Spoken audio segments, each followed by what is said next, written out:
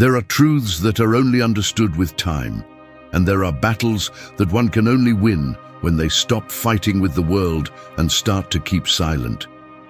At a certain age, it's no longer about proving anything. It's not about shouting what you know, what you've lived, what you've achieved. It's about holding yourself with dignity amidst the noise, protecting your peace as if it were gold, and understanding that not everything needs to be shared. Between the ages of 55 and 75, one has lived enough to know that not everyone deserves to know everything. That there are parts of your story, your body, your faith, your past, that only belong to you. And keeping them private is not a sign of weakness, it's a sign of strength, of wisdom, of self-control. In a world where people are desperate for attention, for validation, for likes, silence is an act of rebellion. And not just any type of rebellion, one that comes from calmness, from experience, from the conscious decision not to wear oneself out on what is not worth it. This video is not for those who still need to prove their worth. It's for those who have already discovered it, for those who know that true freedom begins when we stop explaining ourselves. Next, I'm going to share with you 8 lessons, 8 Stoic principles that will not only help you live with more peace, but also with more inner power. These are not empty phrases or pretty advice. They are ways of looking at life with your feet firmly on the ground, with courage, with awareness, and with the determination not to let the external contaminate what you have already built inside. 1. Don't let your pockets speak for you. There are people who, as soon as they enter a room, don't walk. They make noise, and I'm not referring to the sound of their footsteps, but to the invisible jingling of what they carry in their pockets, as if the value of their presence depended on the price of their watch, the model of their car, or the neighborhood they live in. It's as if they wore their wallet around their neck, like a medal that screams, "Look at me, I'm worth this." But I'm going to tell you something that only comes with age. When you need money to speak for you, it's because your character hasn't yet learned to do so. Stoic wisdom never measured a person by what they had, but by what they could do without. Epictetus, who was born a slave and became one of the most powerful thinkers of his time, said that it is not the man who should serve his possessions, but the possessions should serve the man. And this makes more sense with age, because if at 20 someone boasts about having money, at 60 that only reveals insecurity. Serenity is not bought, it is cultivated. And the more you talk about what you have, the emptier you become. There are people who confuse silence with lack of success, but the truly successful don't need to tell it. They don't shout it, they live it. It shows in their presence, not in their belongings. When you reach a certain stage in your life, keeping your financial situation private is not an act of mystery. It's protection, it's wisdom, because you know that not everyone deserves to know how much you have, or how much you earned, or how well you're doing. Because you know that in this life there are people who will smile at you out of interest, not out of affection. Because you understand that real respect is earned by the way you walk, not by the balance of your account.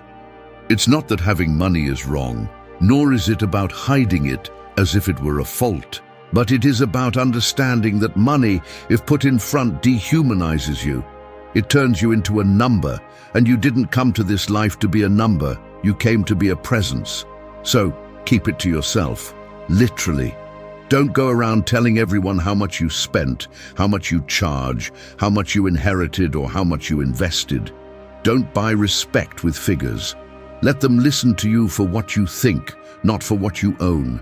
Let them admire you for your composure, not for your wallet. Seneca said, "He who needs gold to be happy will always be poor." And he was right.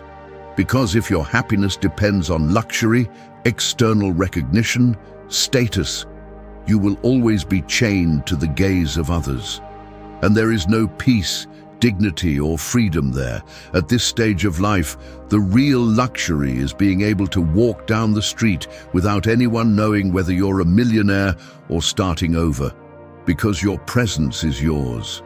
Because your value is in your word, in your steady gaze, in your inner peace. And that is priceless. So the next time you feel tempted to boast, remember this. If you truly are, you don't need to say it. And if you need to say it, you still have a way to go. 2.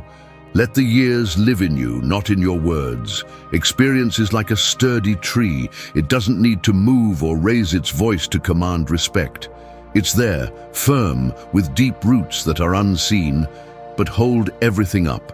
However, there are those who, upon reaching a certain age, feel the need to constantly repeat their years, as if the mere fact of having lived were an automatic merit that gave them authority over everything. I'm already 60 years old.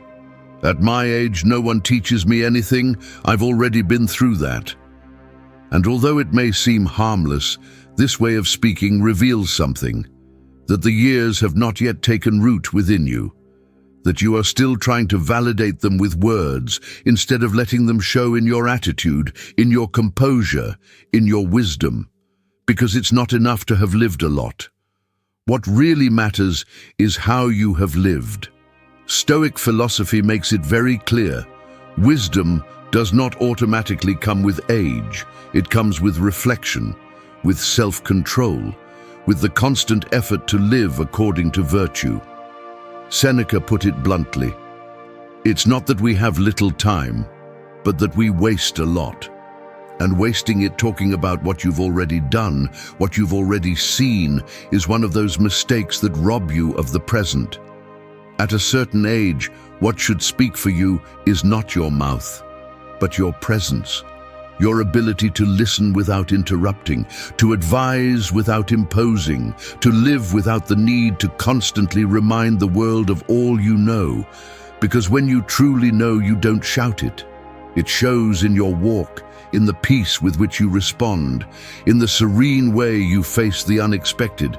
The problem with talking too much about your years is that you can fall into a dangerous trap, self-deception, thinking that you have nothing left to learn, that you've seen it all, that no one can tell you anything new, and when that happens, you close yourself off to growth. You isolate yourself in your own past and stop evolving. The Stoics teach us that every day is an opportunity to live with virtue, regardless of how many years we have on us. Marcus Aurelius, being emperor of Rome and having more power than almost anyone else in history, reminded himself every morning that he still had things to learn. If someone like that could stay humble, why not you? Letting the years live in you is something completely different from reminding others of them. It's acting with composure, with maturity, with that calm that only comes from having weathered storms without losing your head.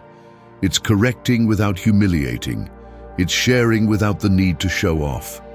It's knowing that often silence says more than 1,000 speeches about your trajectory.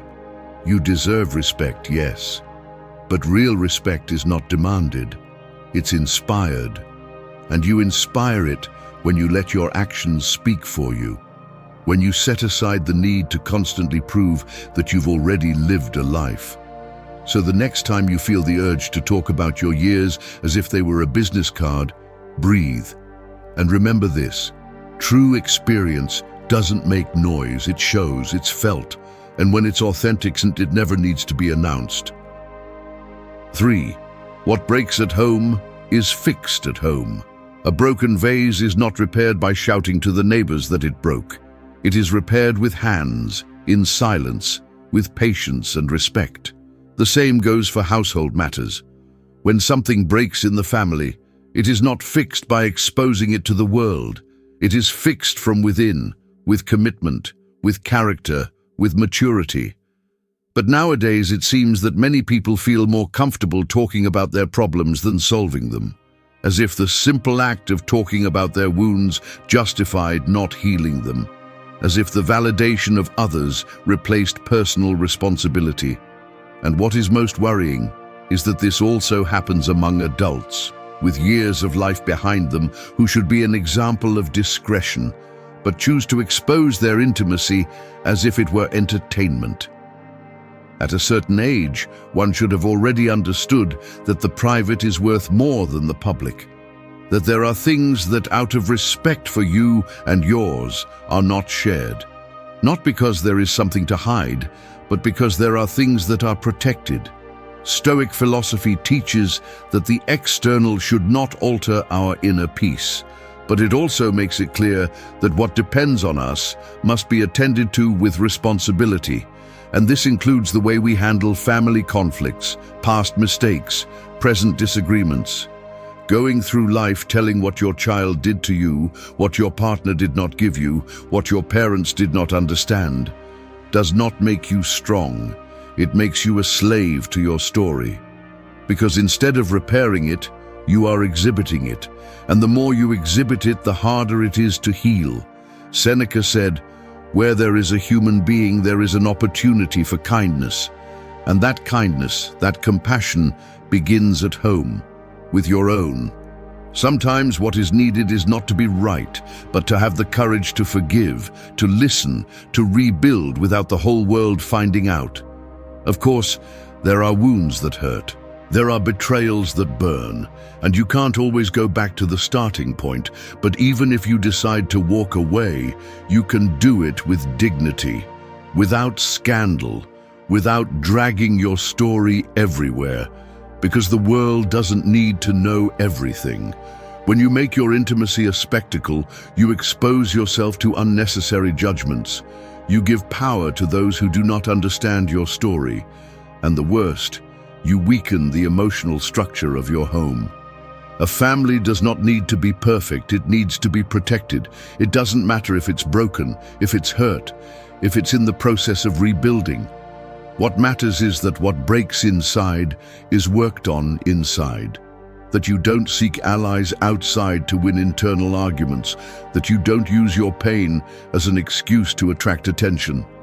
There is a huge dignity in knowing how to silence what hurts, not out of fear, but out of wisdom. It's not about hiding, it's about taking care. There are scars that only heal when we stop showing them and start treating them in the right place. So, if something breaks in your house, remember this. Don't publish it, fix it, don't shout it, face it. And if there is no possible repair, walk away with honor. But do not turn your intimacy into a topic of conversation for others, because peace is built from within. And what truly matters is cared for in silence. 4. Your health is not a topic of conversation. The body is a temple. But there are those who, over the years, turn it into a billboard. Every ailment, every pill, every medical appointment becomes a daily topic of conversation. And while it's understandable to worry about health, there's an invisible but important line between taking care of the body and constantly talking about its failures. When you reach a certain age, it's inevitable that the body starts to give signs. It hurts here, it wears out there. That's part of life, no one escapes. But it's a very different thing to turn your symptoms into a flag that you wave all the time. This hurts me. I'm taking such and such. I can't sleep anymore. The doctor told me. An endless list of complaints that, far from helping you, tie you to a role you don't need to play. The victim. Epictetus said that we should not worry about what is not in our hands. Illness, old age, physical deterioration are not chosen, but how you face all of this, yes. And there lies the difference between living with dignity or living begging for compassion. Talking about your health all the time does not strengthen you, it weakens you. It makes you dependent on the attention of others. It feeds fear, drama, anxiety. And that, although it may not seem like it, makes you sicker than the original problem. There's something that nobody says out loud, but everyone feels. When someone repeats their ailments over and over again, it doesn't inspire respect or care. It creates distance, because instead of projecting strength, it projects pity. And pity is a silent poison that steals your authority, your presence, your inner strength. Having pain is not synonymous with weakness, but constantly talking about it is. Because you're not facing it, you're exposing it. And the more you expose it, the more you make it part of your identity. You define yourself by what hurts you, and that's dangerous. The Stoics spoke of self-control as an essential virtue, and self-control also involves knowing when to be silent, knowing when to keep your process to yourself. Not everyone needs to know what you're going through. Not everyone will understand. Not everyone will respect it, and most importantly, not everyone deserves it. Health is taken care of, not discussed. It is worked on in silence, from daily effort, from the discipline that no one sees.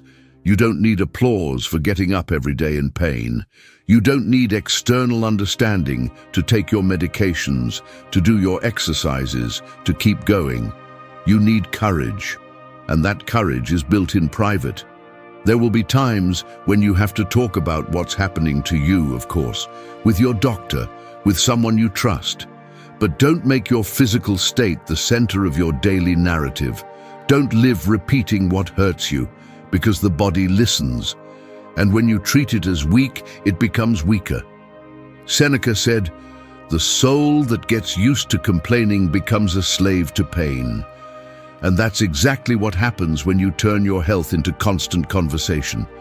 You become a prisoner of your own story. So do yourself a favor, take care of your body in silence, face your pain with nobility, be grateful for each day that you can still get up, move, breathe, and keep your process as something sacred. Because it is. Your health is not a spectacle, it's an intimate act of resistance, and intimate acts are lived with strength, not with words. 5.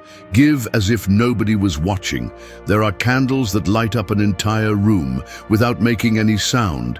They don't ask for attention. They don't demand applause. They just do what they came to do. Give light. That's how generosity should be. Silent, solid, true, without the need for witnesses, without expecting anything in return. But today, many people only light candles if there are cameras recording. Only if someone is watching, only if they can tell about it later. Giving has become, in many cases, a social currency, a way to demonstrate worth, to feed the ego, to disguise inner emptiness with public good deeds. And that's not giving, that's acting.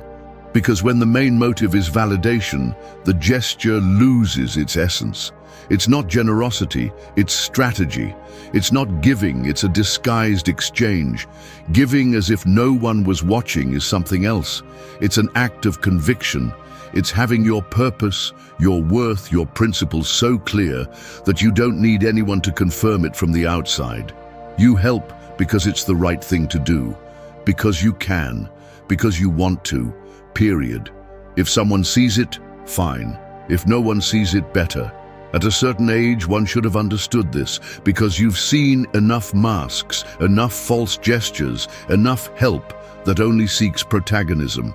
And if you learn something from all of that, it's that true value is in the invisible, in what you do when no one is evaluating you, in what comes from the heart, not from calculation. The problem with living to be seen giving is that you become a slave to reactions. If no one comments on it, it bothers you. If no one thanks you, it hurts you. And so, what should have given you peace ends up draining you. You end up expecting recognition as if it were part of the deal, when in reality, there should be no deal, only clean intention.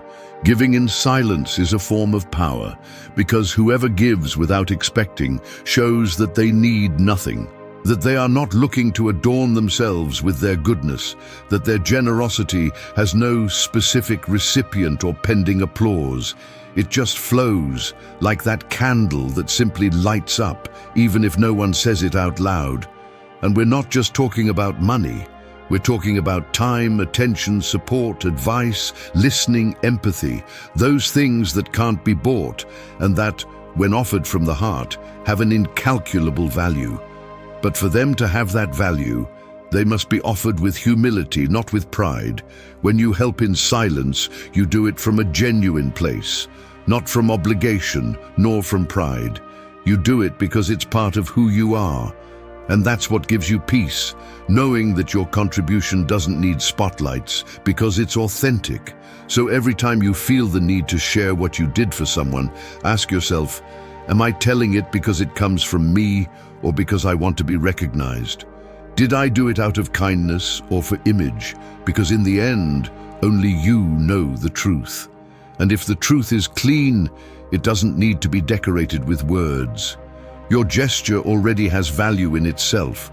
Like that silent candle, you too can give light without making noise. And believe me, the light that makes no noise illuminates more. 6. Believe in silence. Live with conviction. A compass does not make noise. It doesn't need to explain where it points, nor justify its direction. It simply marks the north, and it does so always, regardless of the terrain, the weather, or the chaos around. That's how your beliefs should be: constant, firm, silent. They don't need applause or explanations. They just need to be lived. Nowadays, many people feel the need to announce everything they think, everything they believe, everything they stand for. They speak forcefully, confront, argue, declare. But when the time comes to act, their actions don't support their words. They lack roots, they lack conviction.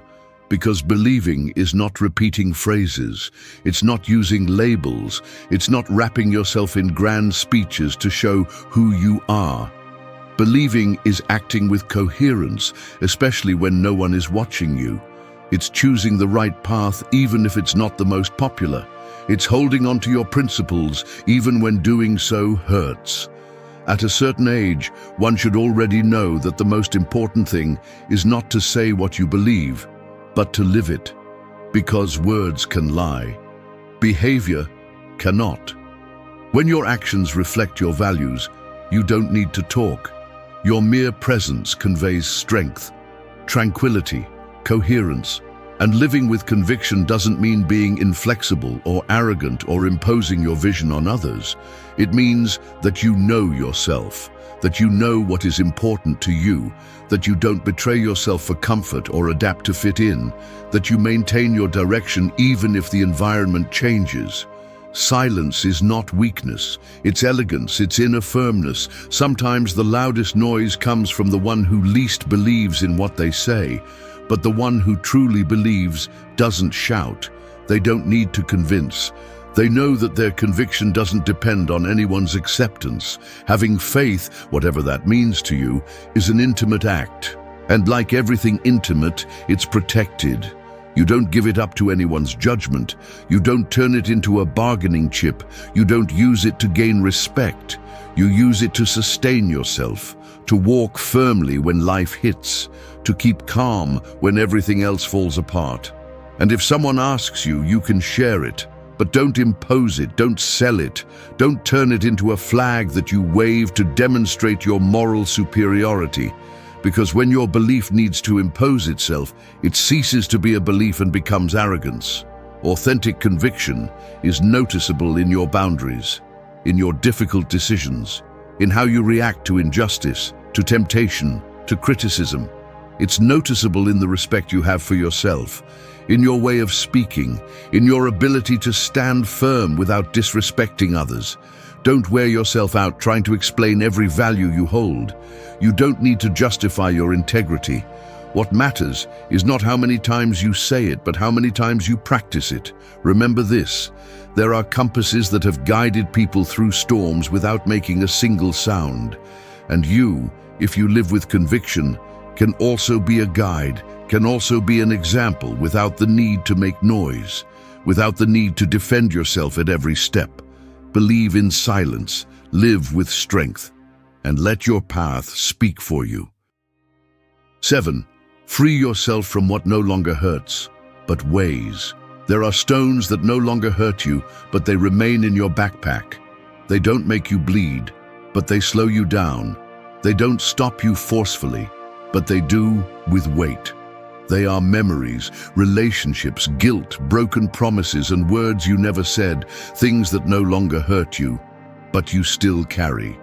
And at a certain age, continuing to carry dead weight is a silent form of torture. You don't notice it immediately, but it's there. It steals your energy. It dulls you. It drags you without you seeing it. And the cruelest part, you get used to that weight. You normalize it. You make it part of you. And without realizing it, you live limited by something that should no longer be in your life. The truth is this: there are pains that heal, but the emotional residues remain there, clinging to your thoughts as if they still had the right to stay. But if it no longer hurts, why do you keep carrying it? Why do you keep giving it space in your mind? Why do you keep acting as if that defined who you are? You are not obligated to carry everything with you. You don't have to turn your story into a life sentence. What happened, happened. You learned, survived, grew, and now it's your turn to let go. Not to forget, but to free yourself. Sometimes attachment is not in the heart, but in the habit. You got used to carrying guilt that no longer belongs to you, to maintain relationships that only exist out of obligation, not out of love, to stay in places where there is no growth, only routine. And that weighs. Even if it doesn't hurt like before, it weighs. Letting go is not weakness, it's strength. It's knowing how to say, this has already fulfilled its cycle. It's closing the door firmly, without hatred, but with determination. Because you can't keep moving forward if every step reminds you of what has already passed. At this point in life, you need inner space. You need peace. And that is not achieved by accumulating, but by letting go. You can't receive the new if you're full of the old. You can't be at peace if you keep reviewing battles that have already ended. You don't need everyone to understand why you decide to let go. You don't need justifications, you just need honesty with yourself. Look at yourself in the mirror and recognize what things no longer make sense to carry. Even if they once meant a lot, now they are just weight. Freeing yourself from what weighs is an act of self-respect. It's treating yourself with dignity. It's telling the past, thank you for what you taught me, but I no longer need you. And then keep walking, lighter, freer, stronger. Don't define yourself by your wounds, or by what you lost, or by what didn't work. Define yourself by your ability to move forward, to keep creating, to build a life that feels like yours. Sometimes the greatest act of self-love is not to fight, it's to let go. It's not to resist, it's to surrender to the inevitable with dignity. Because there are things that, although they no longer hurt, still occupy a place that belongs to something better. So look within you, identify those stones, and one by one, let them fall. You won't miss them. They are not part of who you are now. They are only part of the journey, and the journey has already moved on. Free yourself, because you deserve to move forward without that weight, because you deserve to live in peace, because it's time. 8. Let your merits speak, not your ego. A lion does not need to roar for others to know who he is. He does not walk around shouting his power. He does not boast about his strength. He is just there, firm, present, with a look that is enough to say it all. He does not demand respect. He imposes it with his mere existence. That's how your achievements should be. That's how your presence should be. Sufficient without the need for adornments, without the need for noise. When a person feels the constant need to talk about their merits, what they did, what they achieved, everything they overcame, what they are revealing is not greatness. They are revealing insecurity. Because whoever has truly built something solid does not need to tell it. Their life already says it. There are those who insert their titles, their positions, their struggle story, their economic success, their reputation into every conversation. And they do it hoping that this will give them value, that this will keep them above others. But all they achieve is to show that they have understood nothing. True merit does not need an introduction. By a certain age, you should have already overcome this stage, the stage of seeking recognition, the stage of proving your worth. You no longer need to prove anything to anyone. You are not here to compete, nor to impress. You are here to live with dignity, to leave a mark, yes, but a mark that does not depend on noise, but on consistency. There is something that not many dare to say, but that is vital to understand. The more you talk about yourself, the less you listen. And when the ego speaks too much, learning stops, because there is no longer room to grow, only to repeat what you have already done. You lock yourself in your own story and become a statue of yourself. The silence of a confident person is more powerful than 1,000 speeches from someone who needs attention, because the one who knows what he is worth does not shout it. He does not repeat it. He does not impose it. He lives it. He breathes it. He projects it effortlessly. And that does not mean denying your achievements or minimizing your progress. On the contrary, it means that you carry them with pride, but without arrogance. That your success is not a tool to crush, but a foundation to build. That you know what you have achieved, but you do not need to be reminded of it because you have already integrated it. Your merits should speak for you, in your way of acting, in your way of treating others, in your ability to lead without humiliating, to teach without imposing, to walk without looking over your shoulder. The ego shouts, but character is noticeable. And that is what truly leaves a mark. Sometimes the greatest act of greatness is to be silent when you could boast. It is to take a step back and let the results speak for you. Because if you really did something great, sooner or later, it will be known. And if it is not known, it does not matter, because you know it. And that's enough. Do not wear yourself out trying to convince others of your worth. Invest in living with integrity, with humility, with firmness. That combination is much more powerful than any list of achievements. And remember, a tree does not shout how much it has grown. It simply provides shade. And that is what really matters. Thank you for staying until the end of the video. If you watched the whole thing, comment, "I am Stoic," as our secret signal to know that you're a true student of Stoicism. Don't forget to subscribe and give the video a like if you enjoyed it. See you in the next video, and remember, keep cultivating your Stoic mind.